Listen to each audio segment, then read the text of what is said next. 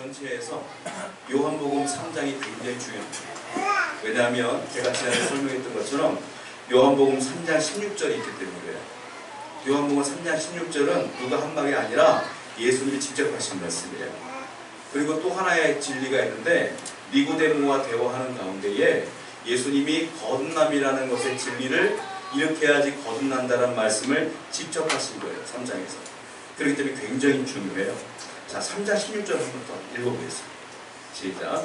하나님이 세상을 이처럼 사랑하사 독생자를 주셨으니 이름을 유명한 말씀이에요. 어린 시절부터 다 외웠던 말씀이에요. 근데 외우기만 했지 우리가 묵상은 잘 못했어요. 하나님이 세상을 이처럼 사랑하사 첫 번째 진리가 발견되어지는데 하나님이 세상을 사랑했대요. 자, 이게 왜 획기적인 얘기냐면 이 당시 유대인들은 하나님이 나만 사랑을 한 줄 알았어요. 유대인들만 사랑한 줄 알았어요. 그러니까 이스라엘만 사랑을 한다. 그걸 뭐라고 말하냐면 선민사상이라고 그래요. 하나님이 우리만 뽑았어. 우리만 사랑해. 우리만 구원을 줬어. 그런데 예수님께서 갑자기 뭐라고 하시냐면 아니다. 하나님이 세상을 사랑했다. 이렇게 말씀하시는 거예요. 여기서 말하는 세상은 하나님 안 믿는 사람들을 포함한 게 아니라 예수 그리스도를 믿는 모든 사람들을 얘기하는 거예요. 바로 저와 여러분들. 그러니까 유대인들은 어떻게 생각했냐면 구원을 받기 위해서는 그들이 유대로 와서 유대교를 개종을 해야 구원을 받는다고 생각했어요. 근데 예수님께서 말씀하신 건 뭐냐면 아니다라는 거예요. 이제는 유대교를 개종하지 않아도 예수 그리스도 이름만 믿으면 구원을 주겠다 말씀하신 거거든요. 저와 여러분들 유대인이 아니에요. 유대교를 개종한 것도 아니에요. 우리 예수 그리스도를 믿는 믿음으로 여기 있는 거 아니겠습니까? 그러므로 이 말씀대로 우리 입각하여 구원받은 사람이다 라고 보시면 돼요. 전부 다 구원받았다. 그래서 굉장히 중요한 거예요. 그런데 그 다음 절에 18절에는요 굉장히 엄숙한 진리를 말하고 있습니다. 18절 한번 읽어볼게요. 요한복음 3장 18절 시작.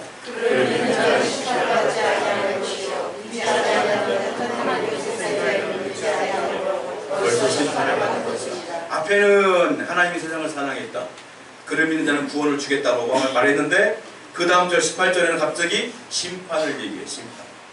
그 이름을 믿지 않는 사람은 어떻게 돼요? 벌써 심판을 받았다 이렇게 말해요. 이 심판은 지옥 간다는 얘기예요. 쉽게 말하면.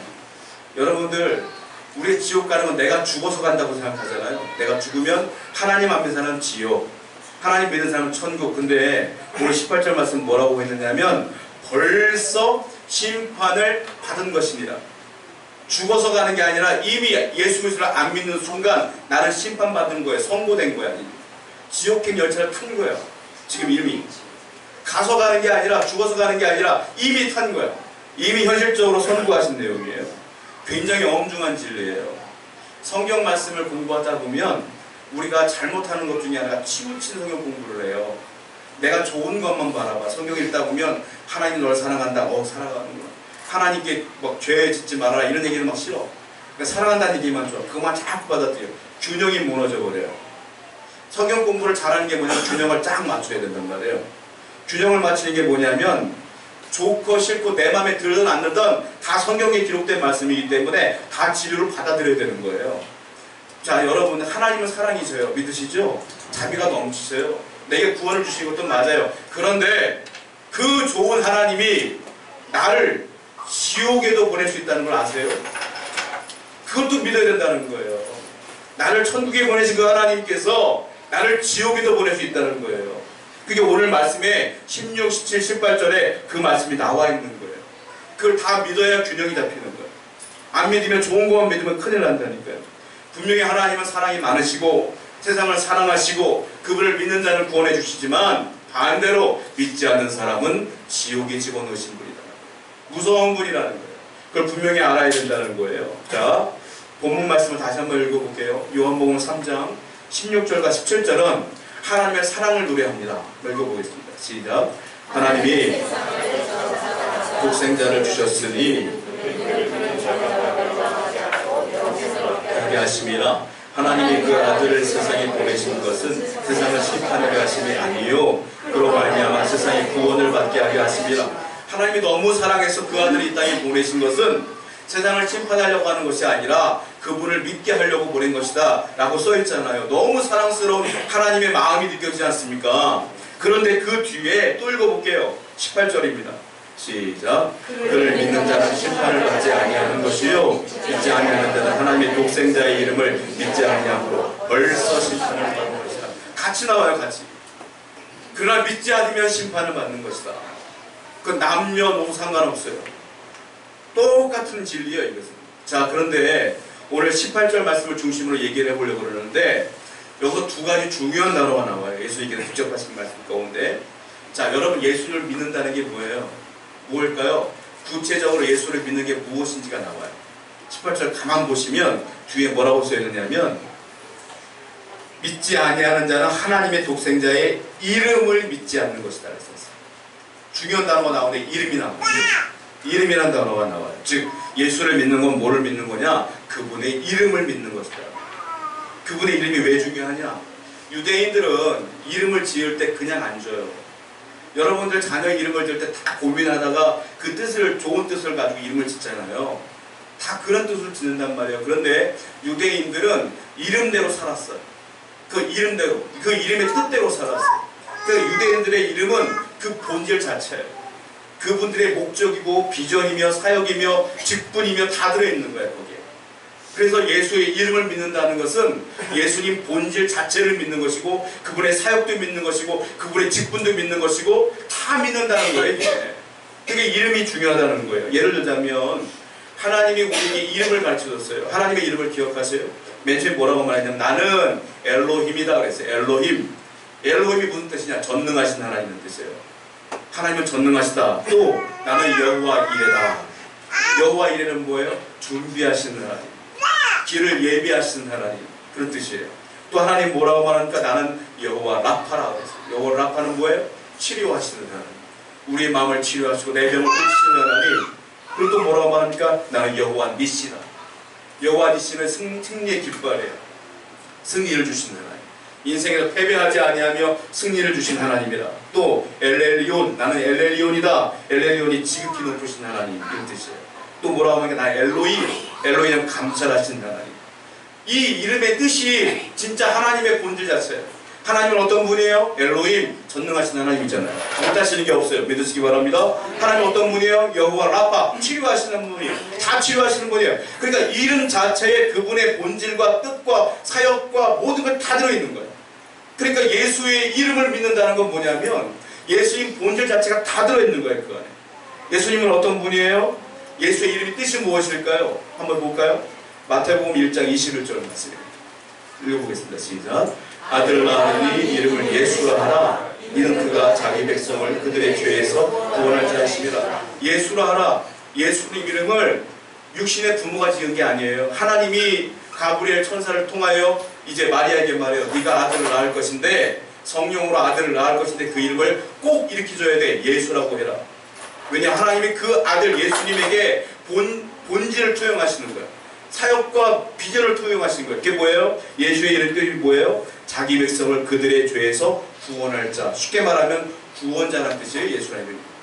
구원자. 예수님의 사역은 구원을 위해 하신 분이잖아요. 그러니까 예수의 이름을 믿는 것 자체가 그 본질을 믿는 것이고 그분의 사역도 믿는 것이에요. 또 하나 그분의 직분은 뭐냐? 이름은 예수인데 우리 예수님을 또 뭐라고 불러요? 예수 그리스도 이렇게 불러요. 그리스도를 헬라어로는 그리스도를 히브리어로 뭐라고 말해요? 메시아라고 불러요. 메시아와 그리스도가 똑같은 말이야. 자, 뜻이 뭐냐? 기름 부음 받은 자예요. 예수 그리스도 기름 부음 받은 자. 그러면 유대인들에게 기름 부은 직분을 세 부류로 나눌 수 있어요. 누가 기름 부음 받느냐? 첫 번째 선지자가 기름 부음 받아요. 두 번째 제사장이 기름 부음 받아요. 세 번째 왕이 기름 부음 받아요. 그 외에는 기름 부음 안 받아요. 그러니까 예수 그리스도란 말은 무슨 말이냐? 그분은 선지자이며 제사장이며 왕이십니다라는 고백이에요. 그러니까 선지자가 뭐 하는 분이에요? 하나님의 말씀을 선지자에게 말하면 선지자가 그 말을 백성에게 전달해. 그러니까 하나님의 뜻을 전달하는 자, 하나님의 뜻을 가르쳐주는 자가 선지자예요.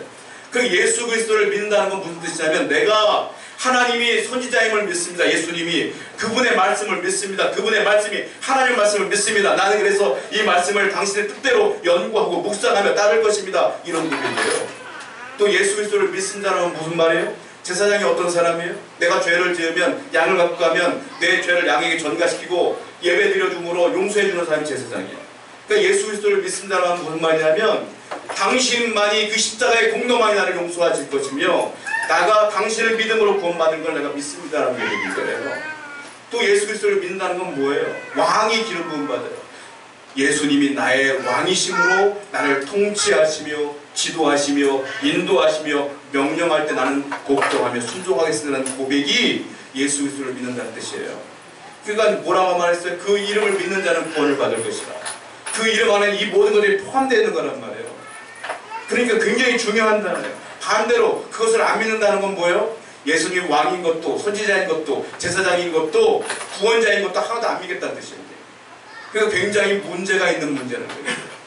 그러면 중요한 게 있어요. 믿는다는 게 뭐야? 믿는다는 게 또 하나의 단어가 있는데 믿는다, 믿어라 이 단어. 그 이름을 믿어라 이 말씀. 중요한 단어. 믿는다는 단어를 여러분들이 오해하시면 안 되는 게 제주도에 가면 우리나라 제일 높은 산이 있어요. 한라산 있죠? 한라산 제가 어저께 인터넷으로 제가 자료를 봤더니 1950m예요. 높이가 1950m. 저는 그것을 그 백과사전에 나와 있는 걸 보고도 1950m구나 알았어요. 정확한 높이는 1490 몇 미터인데 일반적으로 1950m라고 부르더라고요. 제가 이렇게 전달했어요. 그럼 여러분들 믿죠? 1950m구나. 내가 안 재봤지만 믿잖아요. 세계에서 제일 높은 산은 어디예요? 에베레스트 산이에요. 분명히 전 세계인들 다 알아 그걸. 근데 알잖아요. 믿죠? 이게 믿는 걸까요? 성경에서 말하는 믿음은 이걸 말하는 게 아니에요. 이거는 지적인 동의예요. 지적으로 내가 인정한다. 알아. 근데 만약에 잘못해서 누가 재봤더니 한라산이 1952m야. 그 우린 또 그걸 믿는 거야. 아 그런 거 정확했더니 이게 52m구나. 그걸 믿는 걸까요? 그건 지적인 동의를 말하는 거예요. 자, 여러분들이 예수를 믿는다는 건 제가 지금 설명했던 것처럼 그분은 왕이세요, 선지자세요, 구원자세요. 알겠습니다. 이게 믿는 걸까요? 그게 믿는 게 아니에요. 그거는 지금 여러분들 지적인 동의를 여러분들이 얻은 거야 지금. 그렇구나 라고 아는 것뿐인 거예요. 그 믿는 게 뭐냐? 믿는 건 여기 써있어요. 요한복음 1장 12절 말씀 보세요. 자, 읽어보겠습니다. 시작.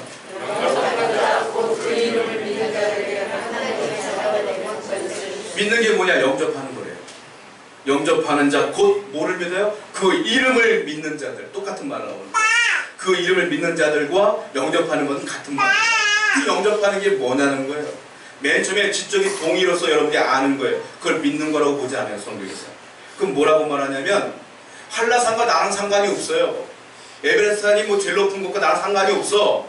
영접하는 건 뭐냐면 그분이 나의 구원자이시며 나를 위해 이 땅에 오신 것이며 그분의 사역은 다 나를 위한 것이며 나와 연결되어 있는 것을 고백하는 거예요. 그게 믿는 거예요. 그 예수님은 나와 상관이 없는 분이 아니라 나 때문에 돌아가신 분이라는 걸 믿는 거예요. 그걸 믿는 거예요. 그러니까 영접하는 걸 뭐냐면 그 모든 것들이 내 것 때문에 인정하는 거예요. 그러니까 이걸 머리로만 하는 게 아니라 가슴으로 알아요. 그러다 보니까 어떤 일이 벌어지냐? 영접한 사람은 변화가 반드시 생겨요. 삶이 변화되는 거예요. 많은 분들 교회 다닌다고 하는데 똑같이 사는 분들도 있어. 심지어 범죄자들 가운데 사기꾼들 가운데 장로들도 많고 불륜자들 가운데 목회자들도 많아. 자, 그게 믿는 걸까요? 그건 믿는 게 아니라 지적 동의만 없는 거예요. 왜? 변화가 안 되니까. 그건 믿는 게 아니라는 거예요. 여러분 믿는 건 뭐냐면 영접하는 거예요. 영접하는 게 뭐냐? 그분이 모든 것들이 다 내 안에 들어와. 그러면 그 말씀대로 살려고 애를 써야 되는 거예요. 그리고 내 삶에 변화가 생기는 것이 믿는 것이요 영접하는 것이다라는 거예요. 그 사람이 구원받는 거예요. 그러니까 지적으로 알겠어 하고 구원받는 게 아니라 그걸 그대로 받아들고 그대로 사는 사람이 구원받는 거라는 거예요. 그게 진짜 믿는 것임을 믿으시기 바랍니다. 그렇게 살아야 되는 거예요. 우리는. 그래야 구원받는다. 그러면 우리가 또 한번 생각해 봐야 될 게 있어요. 어떤 사람은 그렇게 얘기를 해요. 아니 예수님을 안 믿는 게 뭔 그렇게 큰 죄냐고. 우리가 생각할 때 큰 죄는 사람 죽이는 거예요. 오늘 요즘 막 한 여자 때문에 난리가 났잖아요. 전국이. 얼마나 흉측해요. 그런 게 큰 죄 아니겠습니까? 뭐 사기를 치거나 사람 뭐 두들겨 패거나 그런 게 큰 죄 아니겠어요? 근데 예수님 안 믿는 게 뭘 그렇게 큰 죄겠어요? 근데 하나님 입장에서 볼 때는 이것만큼 큰 죄가 없어요. 왜 그럴까요? 우리가 볼 땐 별거 아닌 것 같은데. 아니 예수를 안 믿어도 잘 먹고 잘 사는데 그게 뭐가 큰 죄일까요? 하나님 보실 땐 큰 죄예요. 왜 큰 죄냐? 이것 때문에 그래요. 두 가지 이유 때문에 그래요. 자, 예수님이 이 땅에 오셨어요. 하나님의 은혜로. 그리고 세례 요한에게 세례를 받습니다. 세례를 받을 때 어떤 현상이 일어나냐면 하늘이 쫙 열리면서 성령이 비둘기같이 예수님의 머리에 딱 임재했어요. 기억나시죠? 머리에 내려왔어요. 그리고 또 한 가지 사건이 벌어지는데 갑자기 하늘에서 음성이 들려요. 하나님의 음성. 뭐라고 말하냐면 이는 내 기뻐하는 아들이요 내가 사랑하는 자다. 그 말씀을 하셨어요. 세례받으러 온 모든 사람들 앞에서 이 사람이 내 아들이다. 내가 기뻐하는 내 아들이다. 라고 선포하셨어요. 하나님께서. 그러니까 모든 사람들은 하나님의 말씀을 들은 거예요. 그 또 하나 변화산에 올라갔어요. 제자들과 함께. 올라갔는데 거기서 똑같이 하늘의 음성이 들려요. 이런 내 기뻐하는 자여 내 사랑하는 아들이다. 제자들도 다 그 얘기를 들었어요. 그런데 예수를 안 믿어. 그건 무슨 말일까요? 하나님을 거짓말장애로 만드는 거예요. 하나님이 분명히 내 아들이라고 얘기했거든. 근데 안 믿어. 하나님을 거짓말장애로. 구약 성경에 보세요. 내가 메시아를 보내겠다. 내가 구원자를 보내겠다. 다 예언했어요. 그리고 그대로 오신 분이 예수님이에요. 그리고 분명히 예수님이 하나님의 아들이라고 말씀까지 해주셨어. 그런데 안 믿어. 하나님을 사기꾼으로 만드는 거야. 한마디로. 이게 큰 죄가 아니겠어요, 이게? 그래서 이게 큰 죄인 거예요. 그래서 하나님은 이 아들 이름을 안 믿으면 다 심판을 받은 것이라 이렇게 했습니다. 사람들이 볼 땐 별거 아닌 것 같지만 하나님 편에 보실 때는 이것만큼 큰 죄는 없는 거예요. 자, 요한일서 5장 10절 말씀 보세요. 요한이 정확하게 얘기합니다. 시작. 하나님의 아들을 믿는 자는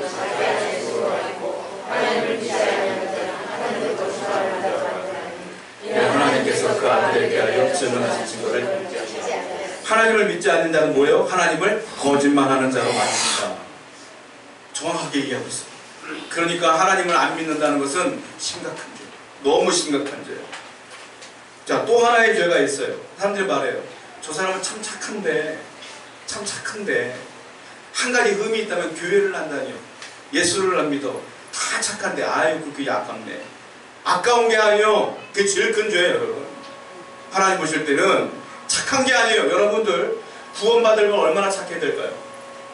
보통 사람들이 착하다는 개념은 나보다 조금 나은 사람은 착한 거예요.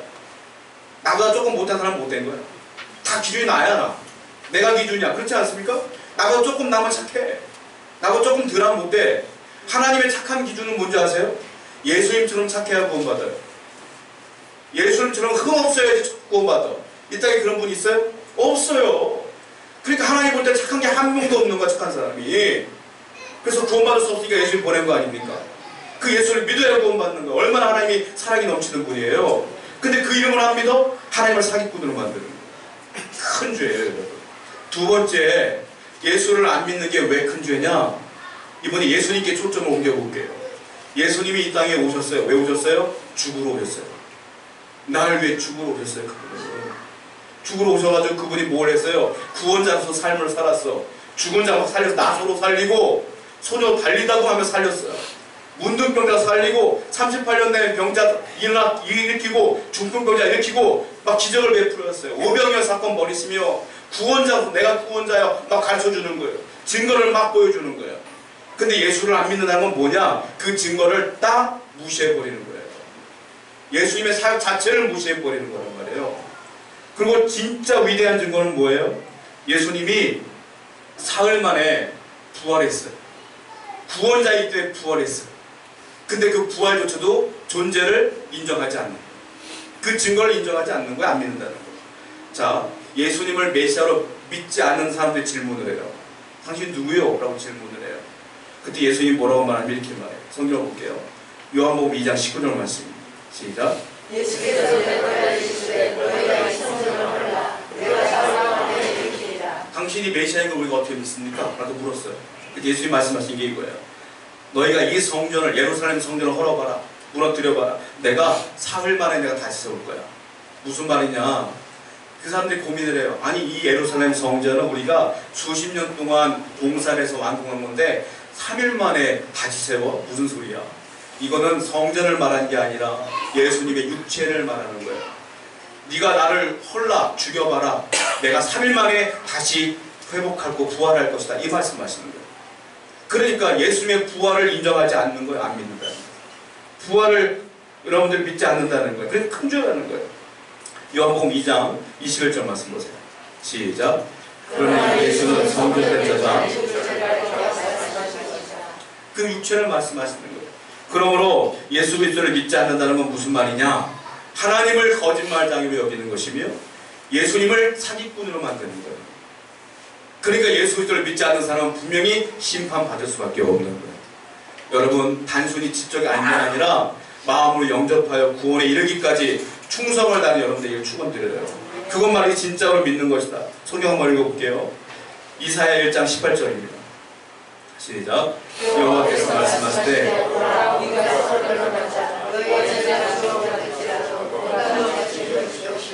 주문같이 붉을지라도 양털같이 너희는 죄인이다. 그러나 내 앞에 나와라. 나랑 이야기해보자. 그러면 나를 믿는 자는 너희의 죄가 주홍 같을지라도 정말로 흰 양털처럼 내가 깨끗하게 해주실 것이다. 구원 준다는 소리예요. 이게 주 앞에 나와 믿기만 하면 이 구원을 주신다고 약속했어요. 자, 그럼에도 불구하고 왜 여전히 사람들은 예수님을 믿지 않을까요? 성경에서는 뭐라고 말하냐? 두 가지 얘기를 해요. 성경 보겠습니다. 요한복음 3장 19절부터 20절입니다. 시작. 그 정죄는 이것이니 빛이 세상에 왔을 때 사람들이 자기의 행위를 알아보고 빛보다 어둠을 더 사랑한 것입니다.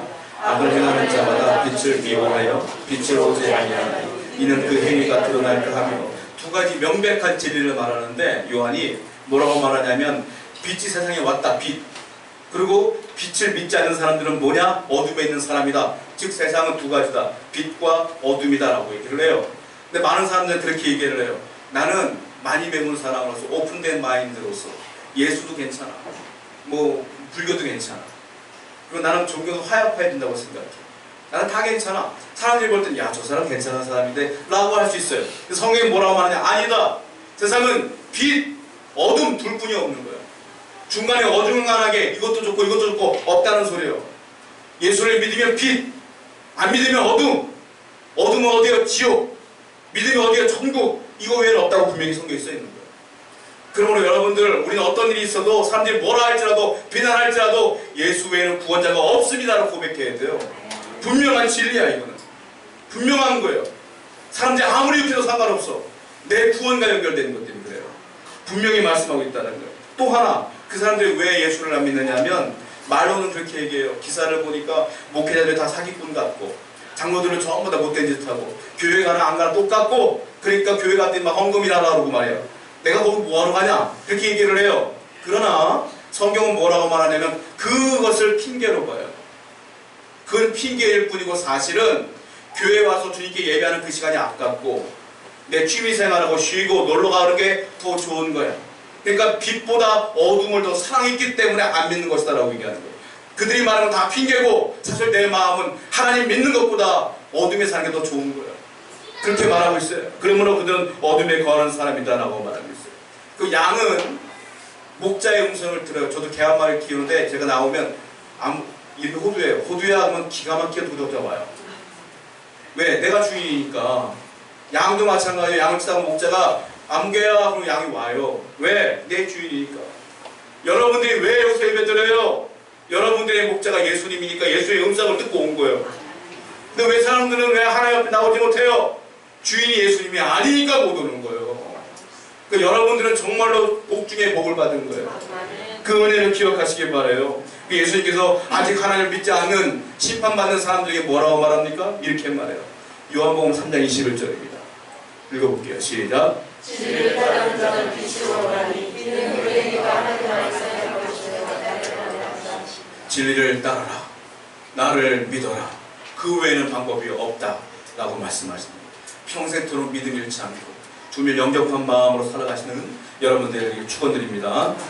우리 함께 기도하겠습니다.